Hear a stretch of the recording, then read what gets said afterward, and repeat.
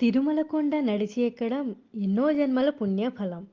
నవగ్రహాలు కూడా స్వామి ఆధీనంలో ఉండడం వలన భక్తుడికి ఎలాంటి కష్టం ఉన్నా ఆర్తితో కొండపైకి నడుస్తూ స్వామి నామం చెప్పుకుంటూ ఒక్కొక్క మెట్టు ఎక్కుతూ కొండలన్నీ దాటుతూ స్వామి దర్శనానికి వెళ్తే ఆ దివ్య మనోహర సుందర కమనీయ సుగంధ తేజో పరిమళయుక్తమైన స్వామివారి విగ్రహం చూసినప్పుడు మనసుకి కలిగే పులకింత నిజంగా అనిర్వచనీయం.